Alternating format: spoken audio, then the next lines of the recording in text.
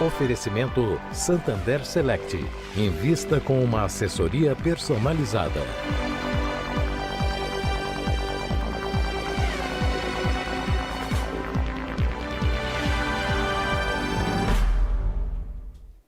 Sejam muito bem-vindos ao Velocidade CBN. Está no ar o programa desta segunda-feira, dia 14 de abril de 2025, o quarto dos nossos 24 episódios dessa temporada de 2025.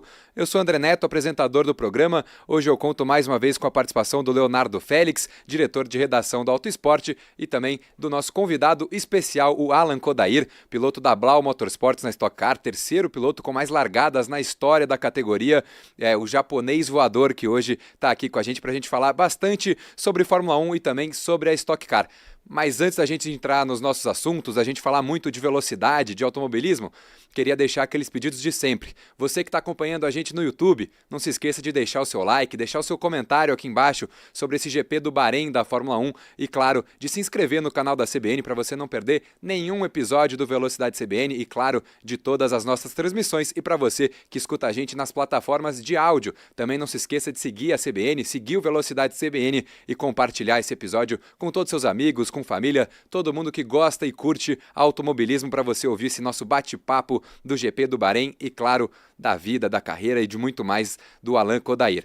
Então, como sempre, começando aqui com o nosso convidado, com o Alan Kodair. Primeiramente, muito obrigado por participar do podcast aqui com a gente. Seja muito bem-vindo ao Velocidade CBN, à Rádio CBN.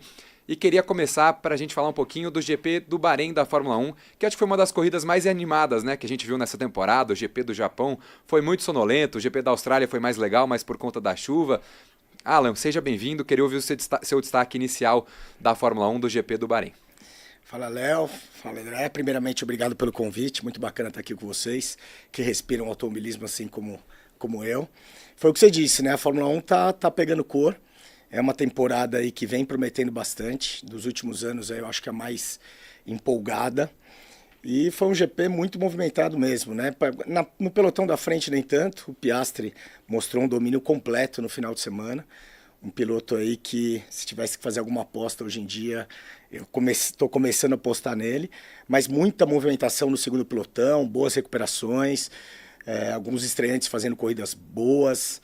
A Haas, que era o pior carro do ano passado, sendo a quarta ou quinta montadora, e uma pista onde proporciona bastante ultrapassagem pela zona de DRS.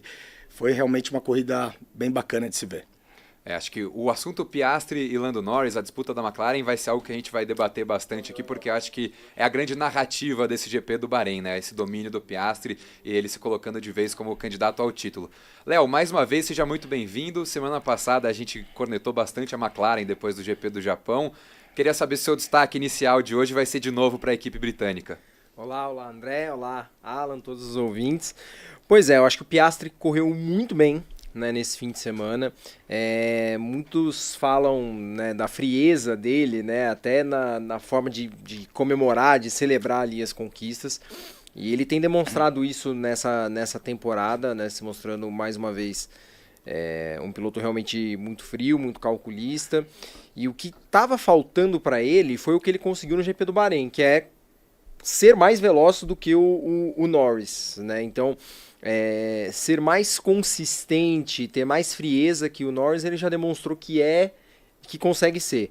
Mas estava faltando a velocidade. E nesse GP do Bahrein foi assim, incontestável. Ele dominou como se espera que um piloto dentro desse carro da McLaren nesta temporada consiga.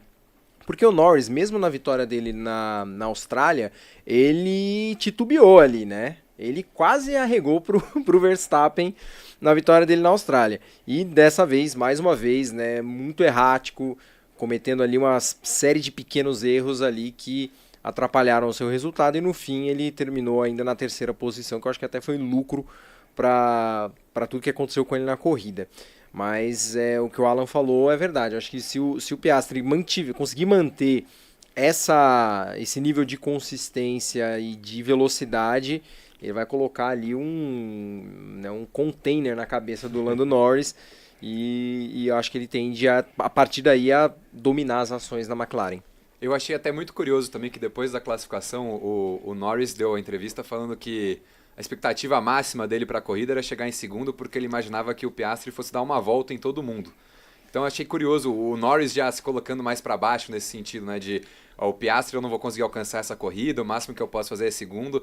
E eu acho que ele deveria ter chegado em segundo. Ele cometeu erros ali na hora de tentar ultrapassar o Leclerc, chegou colado no Russell no final da prova, mas o carro tinha ritmo. E aí, Alan, justamente sobre isso, você falou que hoje você colocaria suas fichas no Piastri. Queria saber por quê. O que você, como piloto, vê ali no Piastri que você acha que nesse momento coloca ele um pouco à frente do Norris? Tudo que o Léo falou, e eu acho que é um momento crescente dele, né? Eu gosto muito da personalidade. O ano passado você via que ele engolia algumas coisas seco, mas respeitava a equipe, sempre muito quieto. Um pouco mais lento que o Lando durante o ano, mas esse ano ele mostrou que ele veio para ganhar. Então, quando ele perdeu aquela pole, se eu não me engano, na Austrália, você vê que ele foi por pouco. Esse final de semana ele já foi dominante. Então, agora eu sinto, nessa corrida, que eu vi todos os treinos, etc., que ele está acreditando no título. Ele está forte, ele quer combater, ele é de poucas palavras, o Lando fala muita coisa, talvez até talvez alguma coisa mental, que ele fala, não, vamos buscar. Eu gosto mais da personalidade do Piastri, ele encara de frente, ele não baixa a bola para ninguém, como o Lando baixa muito a bola pro Max, né? A gente já tá muito claro que em todas as entrevistas dele, não, porque o Max. Cara, um cara que se incomoda muito com um piloto assim não vai conseguir ser campeão mundial. Em algum momento decisivo, ele vai dar uma tremida para aquele cara que ele respeita demais. E o Piastri vem, é uma frieza muito grande e foi o que vocês disseram. Ele precisava classificar na frente, porque já ficou claro, quando ele classifica na frente, ele imprime o ritmo. A Fórmula 1 é mais complicado quando você está em terceiro, quarto, a perda da aerodinâmica, a equipe falando, não anda tão perto para não desgastar o pneu. Então tá claro que a dominância é da McLaren, vai ter uma corrida ou outra que um vai passar e que ele tem que largar na frente do Lando. Isso acontecendo, não vai ter aquele negócio, esfria os pneus à frente aí, tá pegando, daí dá aquela distância, daí não pega mais de novo. E eu acredito fortemente num Piastri que tá muito maduro, muito rápido e muito convicto que o ano é dele. E a outra fala que eu queria destacar dos dois pilotos da McLaren, né? Eu falei dessa do Norris admitindo que ele achava que o Piastri ia dar uma volta em todo mundo. A outra fala que eu queria destacar é do Piastri também, porque depois da corrida o Piastri falou, não, eu não vou ficar escondendo nada de ninguém, a gente tem o melhor carro. E ele fala isso depois do Norris passar o fim de semana inteiro e as últimas corridas falando, não, a gente não tem o melhor carro. O Norris chegou no Bahrein falando, eu acho que a Red Bull aqui vai ser muito forte, porque eles são muito bons em curvas de baixa velocidade. O carro da Red Bull não andou nada o fim de semana inteiro. Então, Léo, eu tenho a sensação, e me parece a sensação que tem o Alan, que todo mundo que está acompanhando a Fórmula 1 tem, que o Norris até pode ser um piloto muito rápido, mas que mentalmente o Piastri, mesmo sendo mais novo, já está mais preparado para ser campeão do mundo. Não, concordo totalmente. Eu acho que assim, a quantidade de pequenos erros e o tipo de erros que o Norris comete, eu acho que eles demonstram muito isso. O erro que ele cometeu no Japão, da história do cortador de grama, é porque ele tirou o limitador de velocidade antes da hora, o que podia ter dado uma punição para ele, para tentar passar o Verstappen na saída do box numa ação ali que, cara, não cabem dois carros ali. E os erros que ele cometeu na briga, nas disputas por posições no Bahrein, o erro que ele cometeu na largada, né, parando pra frente do que ele deveria ali no ele colchete. Parou e se movimentou, né, foi estranho. Foi estranho. Foi muito estranho. E você não vê pilotos de ponta que lutam pelo título, você não vê o Verstappen fazendo isso, você não vê você não viu o Hamilton fazer isso no auge, e eu acho que dificilmente você vai ver o Piastri cometendo esse tipo de erro. Então, eu acho que isso demonstra muito assim, né, essa questão da cabeça dos pilotos, e para o Piastri realmente é uma questão de estar, né, se classificar na frente, porque dificilmente o Norris, pela cabeça dele, consegue reverter uma situação dessa de ter que ele correr atrás, né, do Piastri e não o contrário. Acho que a gente vai vendo o Norris acumulando vários desses errinhos que vocês citaram. E o Piastri, para mim, na temporada inteira até agora, cometeu um erro só, que foi aquele do GP da Austrália, na pista que estava acabando, tava começando a chover, e aí o Norris erra na frente dele, o Piastri erra na sequência também. E as consequências desse único erro do Piastri na temporada até aqui são muito maiores, e é a razão, basicamente, dele estar em segundo no campeonato, 3 pontos atrás do companheiro de equipe do Lando Norris. Eu queria colocar um último assunto entre essas equipes de ponta, porque foi um fim de semana também muito desgastante para a Red Bull e principalmente para o Max Verstappen. A gente tem relatos saindo lá dos bastidores da Fórmula 1 de que o empresário do Verstappen foi falar com o Helmut Marko, que é um dos chefões diretores da Red Bull, estava muito bravo.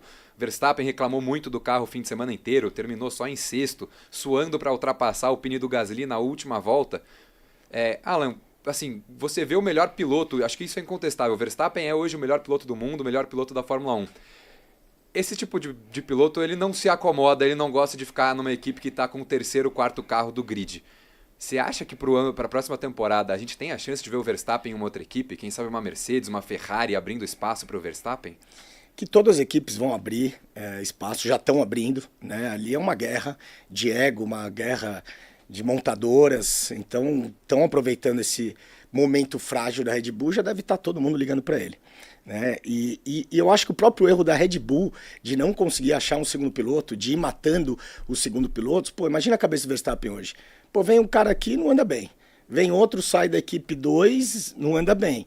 Então ele começa a falar, tudo bem, que eu sou bom, o carro é feito para mim, que não existe muito isso.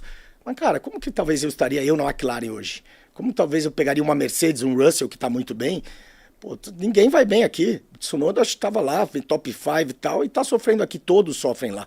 Então tem um efeito errado aí dessa mentalidade do Helmut Marko, para mim, principalmente ele, que é um cara que só atrapalha a gestão, a questão.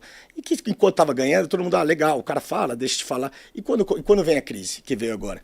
A gente vê o Max, realmente, você vê o Max, se estivesse passando por isso há 3 anos atrás, mesmo com o título mundial que ele já estava conquistando, ele não conseguiria administrar como ele vem administrando. Realmente ele é um cara muito fora da curva. O que ele fez no Japão com esse carro foi um negócio incrível mesmo. Foi incrível. Eu assisto a corrida inteira board. Quando acaba a corrida eu pego um board do primeiro, do segundo. O que ele faz, como ele administra a corrida é um absurdo. Mas nessa corrida ele sofreu muito. Atrás de uma Alpine, sofrendo, não conseguindo passar. Então vem um momento realmente que o mercado, que todo mundo quer ver, né? Vamos testar o Max Verstappen em outra equipe. A gente gosta de ver essa movimentação, como veio o Hamilton para a Ferrari. E eu acho que mais uma ou 2 corridas que ficar meio assim, não reagir, a gente pode ter novidade aí pro ano que vem. Quem sabe até um anúncio cedo, né? Como foi do Hamilton. E é o que todo mundo queria ver. Daí a gente vai... O que vai acontecer com a Red Bull, com a equipe? Quem vai ser o principal piloto? Quem vai ser o segundo? A gente pode ver uma crise aí na maior equipe de Fórmula 1 dos últimos tempos. E a Red Bull aí ficaria no mercado também em busca de um piloto número 1, né? Mas quem? Eles estão tentando. Quem vai arriscar de ir para lá? Quem desses grandes, vamos falar assim, Piastri, Lando, Hamilton, Leclerc, o Russell, vamos pegar esses 5. Quem que ia sentar na cadeira lá para falar, agora eu vou? Então vai ter e eles vão ter que pegar um desses 5. Não tem como, vamos pegar um outro júnior, não tem como. É muito dinheiro envolvido, é muito patrocinador envolvido, tem que ter uma grande estrela lá no meio. E acho que para a Red Bull no ano que vem tem também a questão dos motores novos, né? A Red Bull vai ter um motor próprio, uma parceria com a Ford. O que tudo indica é que a Mercedes vai ter a melhor unidade de potência já para 2026, mas isso são relatos iniciais. Mas o pessoal também não parece estar muito confiante lá na Red Bull com essa questão do novo motor. Acho que isso também pode influenciar nessa decisão do Max Verstappen. E só para a gente passar a régua no assunto Red Bull, Tsunoda pontuou, foi o primeiro piloto da Red Bull, não chamado Max Verstappen, a pontuar nessa temporada. A última vez que o segundo piloto da Red Bull tinha pontuado foi com o Sérgio Pérez no GP de Las Vegas do ano passado, que ele terminou em 10º. O Yuki Tsunoda terminou em 9º agora no Bahrein. Então dá para deixar bem claro aí a dificuldade que os outros pilotos vêm tendo com esse carro da Red Bull, o Max Verstappen carregando a equipe nas costas. Só um parênteses, quem tá dando risada nesse ano é o Pérez lá de fora, Sim. Né? Porque o ano passado foi muito difícil para ele saiu realmente escorraçado e ninguém tá fazendo melhor que ele. O Tsunoda, sim, ficou aquele mistério, né? Agora, o cara, tá muito bem na Racing Bulls, ele vai para lá, quer dizer, tá demorando um pouco para se adaptar, mas ele tá combativo. Quer dizer, o Japa acelera realmente. Nada impede dele, com essa cabeça do Max, talvez, querer buscar mais que o carro. A gente já viu o Max, quando ele tem confiança no carro, ele busca 100%. Quando ele tá sem confiança, talvez ele passe um pouco do ponto. E o Tsunoda começar a incomodar ele. Isso é o que eu tô esperando pro resto do ano, porque a gente sabe como é piloto. Eu sou piloto há muito tempo. A cabeça faz uma diferença grande. Quando a gente tá muito confiante, tudo dá certo. Mas é isso. Eles andam... É perceptível como a gente vê dos onboards, eles andam no extremo limite de tudo, com a temperatura perfeita, e se ele começar a sentir que ele tem que andar um pouco mais que o carro, o Tsunoda eu acho que vai começar a incomodar mais. E o Tsunoda tem andado relativamente próximo do Verstappen, classificação, treino, acho que pelo menos nessas 2 primeiras corridas dele, a decisão da Red Bull de trocar o Liam Lawson pelo Tsunoda se mostrou acertada. E aí, pra gente encerrar o assunto de GP do Bahrein, a nossa passadinha de sempre pelo Gabriel Bortoleto. Acho que foi a corrida mais difícil dele, né, Léo? Andou boa parte da prova em último, a estratégia da Sauber também não ajudou nem um pouco. Sim. Antes só de falar do Bortoleto, colocar um último destaque, né, pro George Russell, que eu acho que fez uma excelente corrida. Mr. Consistency.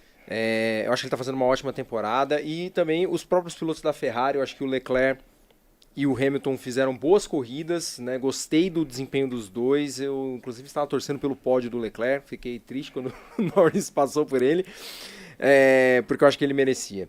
Sobre o Bortoleto, eu acho que foi o pior fim de semana dele. Assim, mesmo em termos de desempenho, né? O que a gente vinha falando da questão do ritmo, tal, se classificar na frente do Hülkenberg. Dessa vez não aconteceu.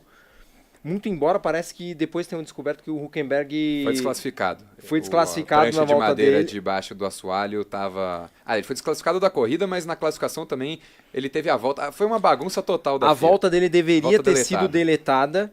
E ele usou um jogo de pneu a mais também, né?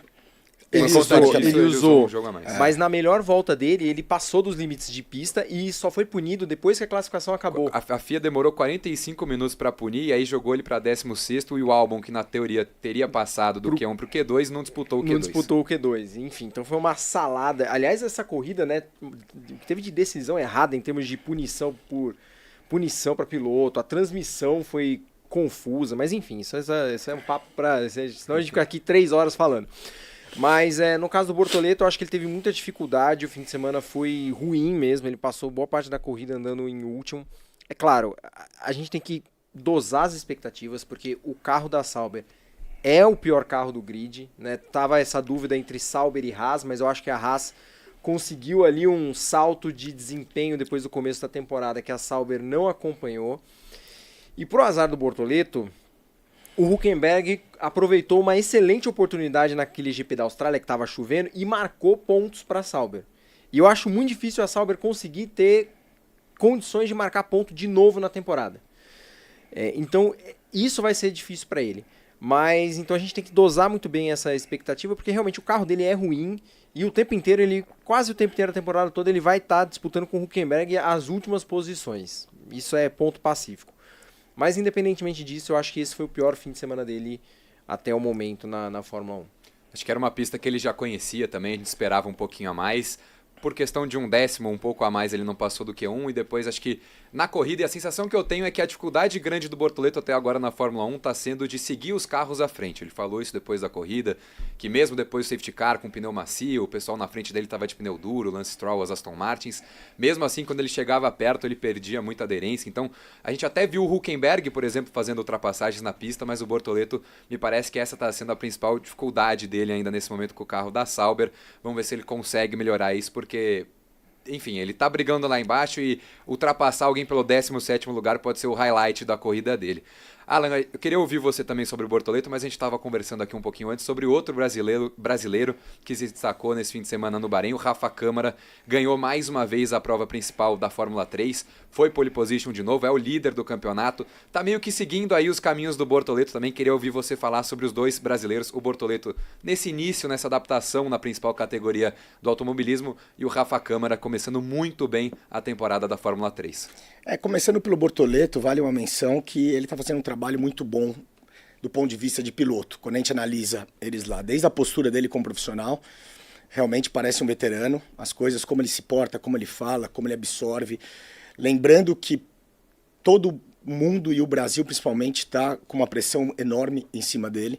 Então isso me surpreendeu muito, a questão emocional dele, que é o mais difícil quando você chega na Fórmula 1. E assim, analisando também bem detalhadamente todos os treinos, corrida, etc., ele está muito próximo, ele largou na frente 2 vezes do Hülkenberg, que é um excelente piloto. Sim. É um cara que ganhou tudo na base, é um cara que tem muita experiência. Nessa última classificação ele largaria na frente também se tivesse colocado o 3º jogo de pneu, mas foi o que vocês disseram. Realmente em ritmo de corrida, andar perto das pessoas. Ele não quer se envolver em acidente, que é a pior coisa para um piloto novato, em acidente. Então, nas largadas também ele não está absorvendo muito bem, né? A corrida define muito pelo começo. Você vê que você não pode arriscar, mas se você não arriscar, você fica atrás de um cara mais lento. Quando você faz uma largada boa, como do Berman, essa corrida, já passou 3, 4 carros, você já se coloca num pelotão onde o fluxo anda melhor. Então você não fica desgastando, você fica naquela distância, com pilotos mais rápidos na frente, desgasta menos pneu e se mantém. Então acho que isso que está gerando um pouco de dificuldade nas corridas. De velocidade eu estou gostando bastante do Bortoleto, lembrando que ele tem o pior carro do grid, então ele sempre entra numa classificação que ele sabe que é aquela volta com um carro que tem menos downforce que o resto. Então assim, é um teste de ferro para ele, mas que eu acho que dentro das minhas expectativas de quem acompanha o Bortoleto e sabe da dificuldade de um piloto quando entra na Fórmula 1, ele tá se superando. Agora também passou aquela questão de ser as primeiras corridas. O piloto entra mais leve. Tudo bem, não conheço a pista, mas são minhas primeiras corridas. Agora eu acho que ele começa a se colocar um pouco mais de pressão nele e os erros começam a vir mais também. Mas é um piloto fantástico, tô gostando bastante da atuação dele. E o segundo brasileiro, que é o Rafa Câmara, um moleque que eu acompanho desde o kart, já falam bem dele há muito tempo.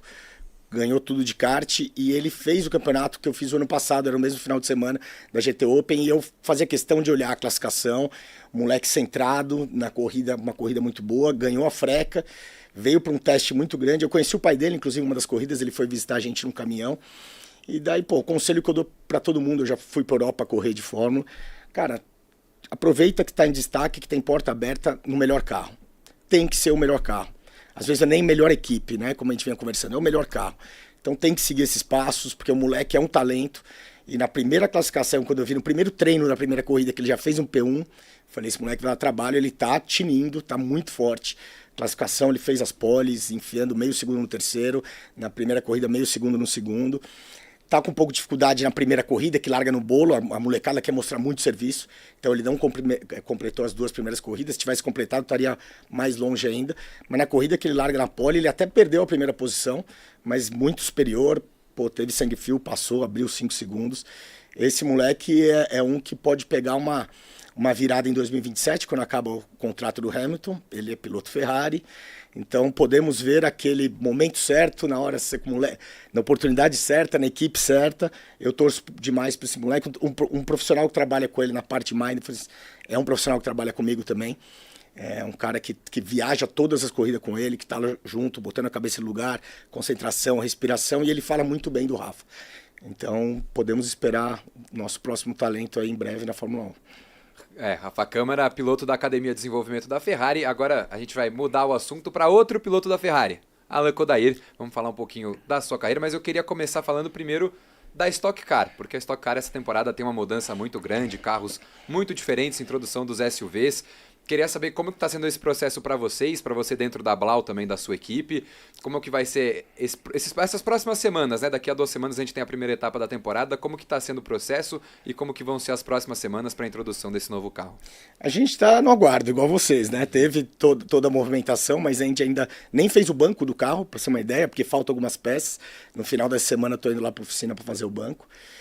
E eu vou entrar na minha 21ª temporada em Stock Car, e eu acredito que vai ser a maior virada de chave da história, né? Então é uma categoria que sempre se mostrou muito forte, passou pela pandemia, onde todos os pilotos, equipes estavam muito receosos.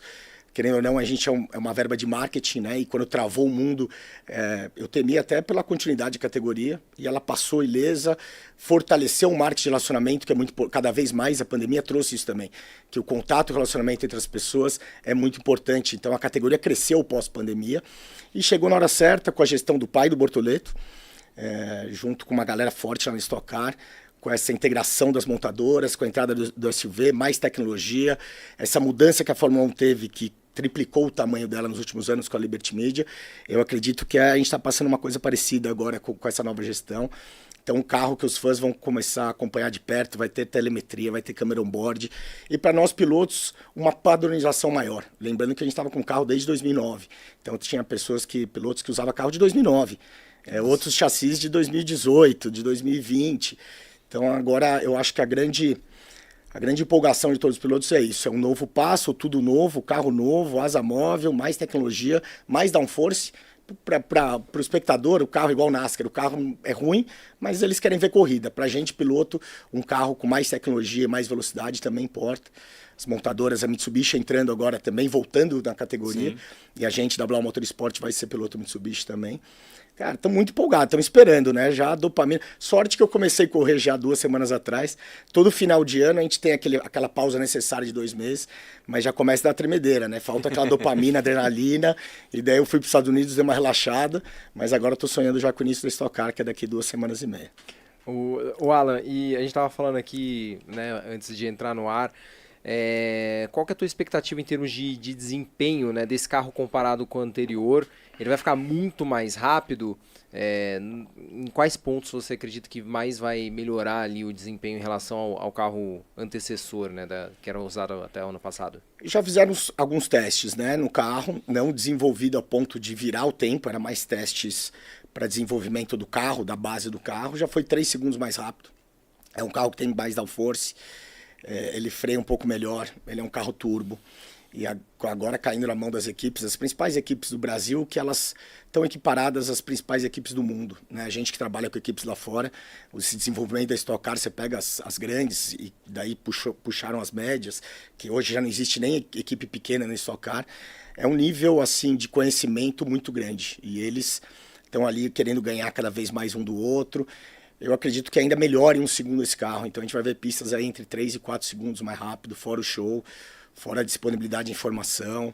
A gente vai ver uma Stock Car totalmente renovada e o brasileiro merece isso, né? O brasileiro é apaixonado pelo automobilismo. Já foi o segundo esporte, acredito que hoje é o primeiro. O futebol não está muito em alta. Veio junto com o Bortoleto entrando na Fórmula 1. Renasceu o automobilismo, né? Então eu espero aí que a Stock Car vá atrair bastante atenção do público, do apaixonado. Eu já sinto um pouco isso nas redes sociais, o pessoal querendo saber como essas perguntas de você, tá todo mundo muito ansioso. E essa atrasada aqui no calendário, todo mundo fica mais ansioso ainda. Então a primeira etapa ainda no nosso templo, no Interlagos, vai contar com bastante novidade. A gente está esperando também, eu quero sentir o que vai acontecer, mas vai ser muito forte. Acho que a expectativa cresceu muito para esse ano da Stock Car por conta dessa introdução desses carros novos. Acho que os carros ficaram lindos, das 3 montadoras, acho que os 3 carros ficaram muito bonitos. Acho que a gente está ansioso porque também é uma coisa que a gente nunca viu, né? Uma competição de turismo com carros SUVs. Acho que é algo bem novo, pelo menos para mim no mundo do automobilismo. Eu não consigo fazer paralelo com nenhuma outra competição. E Alan, para essa temporada você vai ter um companheiro de equipe novo também, Daniel Serra, outro piloto muito experiente. Queria saber qual que é a sua expectativa para essa temporada, a expectativa da Blau também. Você não vence corrida faz algum tempinho já. Você acha que com a sua experiência, essa mudança de regulamento é algo que pode te favorecer? Ou é algo que vai nivelar mais o jogo para todo mundo? A expectativa são as melhores. É uma equipe que a gente estava atrás já há algum tempo, pouco sabe da história, mas em 2018 eu fui até para Curitiba buscar o Polenta, que trabalhava no Meinha ainda. Foram 3 meses de negociação. E naquele momento ele não se sentiu preparado para vir para a nossa equipe, que a gente tinha Blau Motorsport, que era a nossa base. E daí no final ele, putz, Alan, desculpa aí toda a sua dedicação e tal. E eu lembro direitinho, em 2018, eu falando, nossa história só começou. A gente não se perdeu essa conversa. Calma que um dia a gente vai se reencontrar. E voltamos a se reencontrar nas negociações desse ano. Depois de 1 ano e meio ele fez a equipe própria. Quer dizer, eu acho que ele vivenciou aquela questão de ser dono de uma equipe. Passou 5 anos com a sua equipe. E é um cara que eu já admiro bastante, aquele cara chão de fábrica, com os mecânicos. Então eu estou muito empolgado. Eu não me dei muito bem com a última equipe. Liderei uma última corrida que pulou um cabo, uma coisa que nunca tinha acontecido o ano passado. Então foram 2 anos difíceis para mim, mas que eu acredito que a gente cresce na dificuldade. Cara, tô empolgadaço, o Serrinha, a gente tem uma trajetória muito parecida, né? A gente começou meio que junto no kart, fomos para a Fórmula Renault quando eu fui campeão, fomos para a Europa correr no Campeonato Europeu de Fórmula, ele na Renault 3000, corremos de Ferrari, né? Ele com a Ferrari. Então a gente tem bastante semelhança, é um cara que eu respeito, um tricampeão, um cara sério, que trabalha focado, eu acho que vai ter uma grande harmonia, lógico, grande competitividade dentro do time, que é o que a gente quer, mas já fizemos uma integração lá em Curitiba na equipe. Eu acho que vai ser um ambiente bom de trabalho e voltar aí a disputar as corridas e disputar o título. E além da Stock Car, você corre no campeonato de GT dos Estados Unidos, né, com uma Ferrari, que é um carro maravilhoso também, um carro muito bonito. Você começou a temporada já com pódio. Eu queria que você contasse um pouco sobre essa sua outra competição, essa divisão de trabalhos, de tarefas que você tem. Como é que é correr lá fora? Como é que é correr com uma Ferrari? Eu corro junto com o meu patrocinador, né, que é o grande investidor da nossa equipe Stock Car, há 17 anos, 18ª temporada, já passamos por muito altos e baixos. O ano passado foi muito bom na Europa, que a gente dentro de um campeonato com 16 pilotos, a gente foi terceiro na Pro-Am.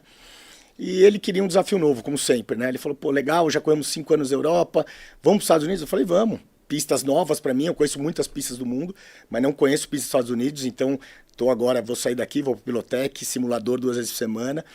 E o ambiente novo, né? O americano também é o povo do entretenimento, né? Então é uma categoria bacana. Fomos para Sonoma, na Califórnia.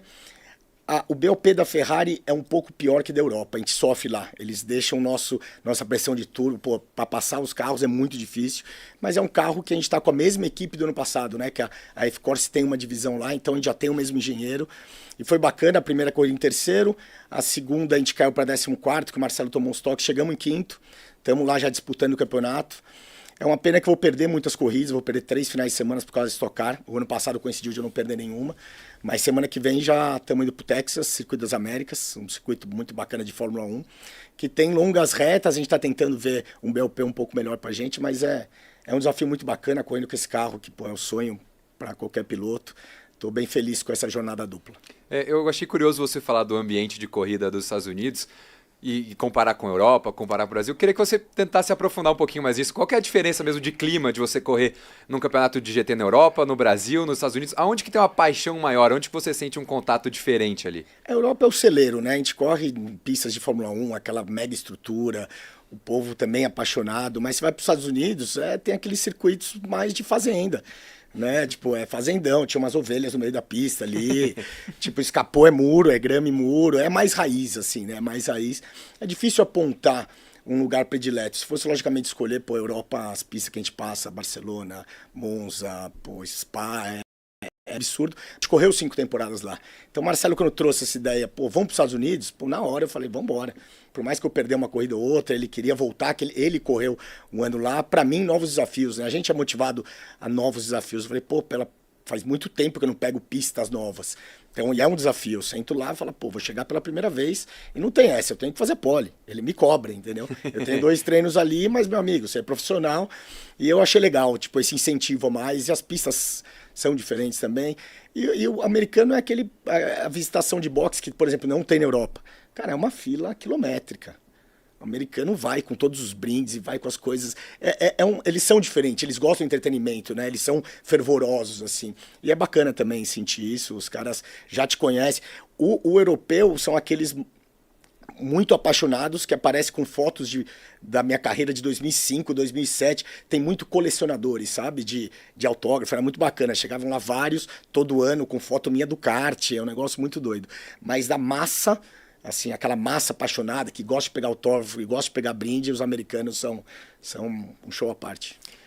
Eu ia até complementar falando que a sensação que eu tenho é que o automobilismo nos Estados Unidos ele é mais despojado, assim, né? É uma coisa mais... na Europa ela é mais quadradinho. Ela é mais quadradinha, mais voltada para o profissional.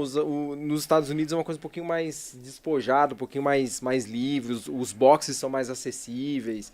Eu já tive em corridas da Indy lá em Detroit. Assim, o ambiente é mais despojado assim, pro cara ir lá, sentar no gramado, sabe? É isso mesmo. Fazer um churrascão com hambúrguer enquanto a corrida tá rolando ali, né? É um pouco mais light, ela é mais light mesmo. Acho que até, às vezes a gente compara, assim, a NASCAR, por exemplo, até regras, assim, cara, você tá liberado, não tem essa de limite de pista, não. Se for para a grama, pode correr na grama. Vai perder tempo, mas não tem que nem, por exemplo, na Fórmula 1, que a gente viu mesmo no Bahrein esse fim de semana, vários pilotos ali sendo informados por engenheiro, por rádio, cara, toma cuidado com o limite de pista, que você já tomou o último aviso, senão a gente vai tomar punição. Então acho que o americano de fato leva o automobilismo de uma forma um pouco diferente. Acho que isso passa até pelas regulamentações e pelos campeonatos em si. E Alan, boa sorte aí nessa temporada lá nos Estados Unidos. Acho que são pistas muito legais. Eu sou apaixonado na pista de Road Atlanta. Não sei se tá no calendário aí de vocês. Mas eu vou perder. Puxa vida. Eu enchi a bola para falar da corrida que ele não vai correr. Eu vou fazer Texas e Indianápolis na última agora, só e Sonoma, e vou perder Road Atlanta e mais 2. Mas Indianápolis também é um circuito histórico. Sim. Imagino que vai ser uma experiência muito legal aí também. Sim, com certeza. Sonoma é uma pista bacana, eu gosto também. É uma eu pista achei demais. Muito demais. técnica, assim. Sim. Lembrando que a gestão também é da GT, né, da World Challenge, é europeia. Então tem um pouco de gestão europeia lá. E agora eu vou ver no Circuito das Américas a questão do track limits, que lá vai ter bastante. Onde a gente estava lá em Sonoma, se pisou fora era muro, porque é grama e muro. Agora no Circuito das Américas a gente vai ver como eles são rigorosos ou não com a questão dos track limits. Bom, Alan, então muito obrigado pela conversa, pela participação, por todos os assuntos, pela Fórmula 1. Boa sorte na temporada da Stock Car com os carros novos. Estaremos atentos, estaremos acompanhando e também nessa sua nova experiência nos Estados Unidos, conhecendo as pistas de lá. Velocidade CBN dessa segunda-feira, dia 14 de abril, fica por aqui, meus queridos. Sou André Neto, agradeço a presença de vocês e antes da gente fechar, aqueles pedidos de sempre. Você que acompanhou a gente com imagens no YouTube da CBN, não se esqueça do seu like aqui na saída, deixa aqui nos comentários qual circuito você mais gosta dos Estados Unidos, para quem que você vai estar torcendo nessa temporada da Stock Car. Deixa aqui nos comentários que a gente quer saber a opinião de vocês e claro, se inscreva no canal da CBN para você não perder nenhum episódio do Velocidade CBN, nenhuma das nossas transmissões, os programas ao vivo aqui da Rádio CBN. E para você que ouviu a gente nas plataformas de áudio, se inscreva para acompanhar também todos os episódios do podcast, compartilhe e avalie esse episódio do Velocidade CBN, a gente agradece demais. Sou André Neto, agradeço mais uma vez ao Leonardo Félix do Auto Esporte, ao Alan Kodair pela participação aqui com a gente e o Velocidade CBN de hoje fica por aqui. Semana que vem já tem um novo episódio porque tem GP da Arábia Saudita no circuito de Jeddah, a quinta etapa da temporada de 2025 da Fórmula 1 e a gente vai estar aqui de volta para analisar, avaliar tudo o que acontece no sinuoso circuito de Jeddah e, claro, com mais um convidado muito especial. Um abraço e até a próxima. Velocidade CBN. Oferecimento Santander Select. Invista com uma assessoria personalizada.